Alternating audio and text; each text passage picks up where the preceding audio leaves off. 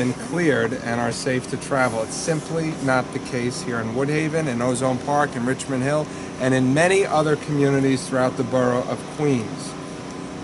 Today was a particularly challenging day for many parents, for teachers, for students who went to school under very dangerous conditions. I spoke to several principals in my district that said the attendance was extremely low, that buses were stuck in the snow and in the road because they couldn't get students there on time, and lots and lots of complaints from angry parents who wondered why the schools were even open in the first place.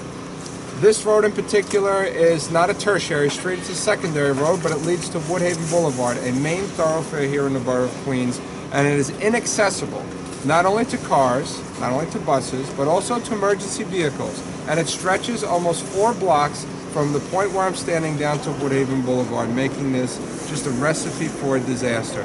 What do we want here? We want our fair share of city services, and we're wondering why the city of New York and why Mayor de Blasio did not dedicate the proper equipment, the proper manpower to cleaning the streets in this community and in so many other neighborhoods throughout the borough of Queens.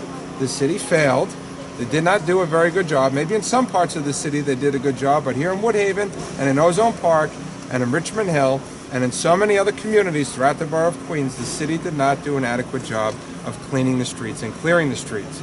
And if you take a look here on your right here, you'll see that there is 3 feet of snow that extends for almost 3 blocks long. So it's really inexcusable, especially given the fact that the people of Queens work very hard, they pay taxes, and all they want in return is their fair share of city services.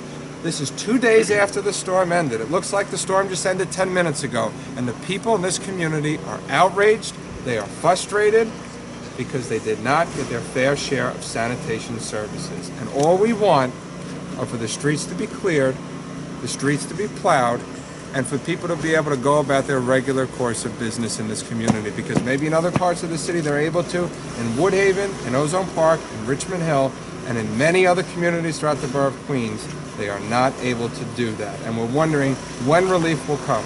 The mayor says help is on the way. I'm not holding my breath. The fact is, we've been waiting here in this community for 2 days for a backloader, for a bobcat, for a plow, for a salter, for something to come here and provide some form of relief for the people that live in this community, pay taxes in this community, and they deserve their fair share of services. They're still waiting. Have you heard from anybody at sanitation or DOT about when they might get them? I heard that the commissioner's office reached out to me several hours ago after I posted pictures on Facebook and social media, which received over 1,000 hits. I shouldn't have to shame the city of New York into plowing the streets in my district. I shouldn't have to embarrass the mayor or any other elected official for that matter into giving us our fair share of city services. And I'm wondering why my district in particular, and this part of Queens, went largely ignored when it came to responding to the storm. We knew the storm was coming a week ago. This didn't happen overnight. We weren't prepared for the storm. We didn't know the magnitude, how much snow was going to fall, where it was going to fall. It's just no excuse. It's inexcusable. So after you posted the pictures, you said you heard from the... I posted a picture today of one street in particular in Ozone Park, 84th Street and 102nd Avenue and Liberty Avenue. There's no plow there. That was at 1 o'clock this afternoon. There's 3 feet of snow. It leads to 101st Avenue.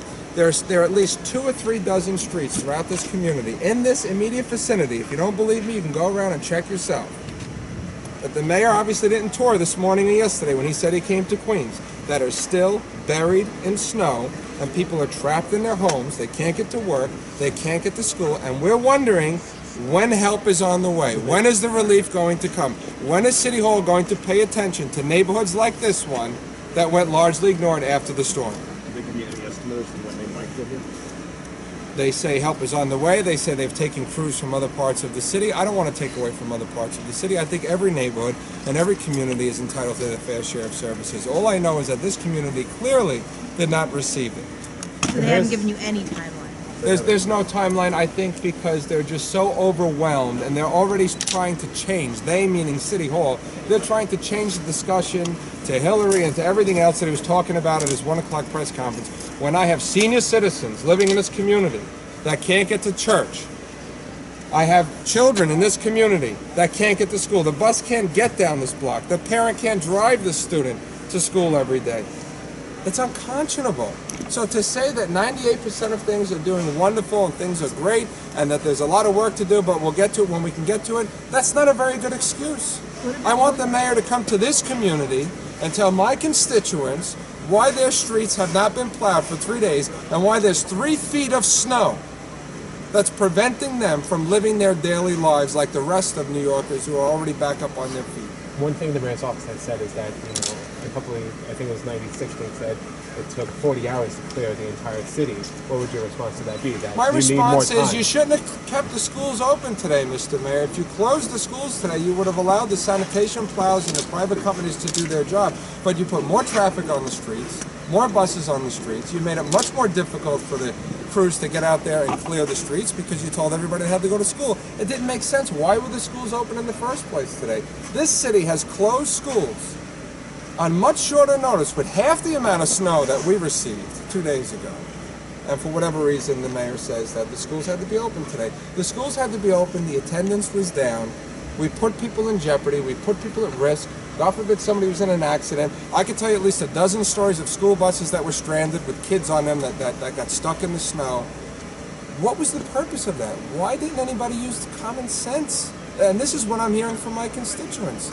And again, my constituents, they vote, they pay taxes, they want to know why the city is ignoring them. It's not me. It's not my fault. I'm doing everything I can. Something happened along the way. Somebody has to find out where the breakdown in communication occurred. Why the equipment, for whatever reason, was not enough or did not work. What is the reason why we are standing here at 4 o'clock on Monday, 2 days after the storm ended, and there's 3 feet of snow in 3 blocks direction in each way from the point where we're standing? This is not the exception to the norm. There are many other streets like this in this community that are still buried in snow. People are trapped in their homes, and I want to know when the mayor and when the city are going to come dig these people out. Thank you. I wanted to talk to some of the locals too, because they're I got somewhere else to go. absolutely they live here and they're dealing with it too. Okay. Sure. Go for it. Thank you. Okay. Thanks for coming. Somebody has to stand Can you up for please this step guy. closer? Might as well be me. Not step on your sound bites, but if I ask other questions, You're gonna film us. bang it out. I'm Alex Blenkinsop. I'm with the Woodhaven Residents Block Association. Take a step closer. Can you spell your name, please? Sure. Alex, A-L-E-X, Blenkinsop, B-L-E-N-K-I-N-S-O-P-P. I'm 31. I'm a lifelong resident of this street, 96th Street. I've spent my entire life here. I've never seen the street this bad so long after the snow has stopped falling. And you were directing traffic earlier today, it looked like, when I was pulling in, I saw. I've spent at least a half hour directing traffic, and I spent the better part of the day with other residents on my block and in my community, digging out school buses, shoveling out cars that have gotten stuck, helping people who cannot get into their cars, cannot get out of their homes. I think one good thing that came out of this is we saw the community come together, but this is not something that we want to see on a regular basis. This has been a tough day. I don't think anyone wants to be digging out buses and directing traffic all day long. That's not my idea of a good time. Thank you. Can I just ask a Yeah.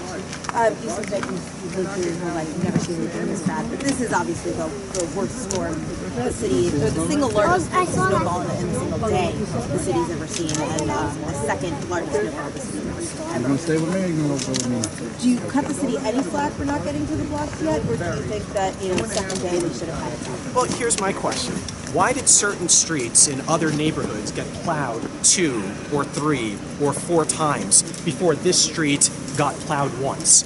Why was there a plow situated right there, stuck in the snow, for 14 hours? The driver literally stayed in the plow overnight. We couldn't even help them. Yes. They were sitting in the plow. We tried to dig them out. Impossible. They actually had to send a bigger truck to pull them out because it wasn't able to move.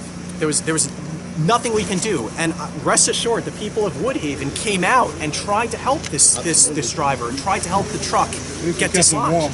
Yes, we came together and tried to help out, but no, It stayed there for 14 hours, blocking the street.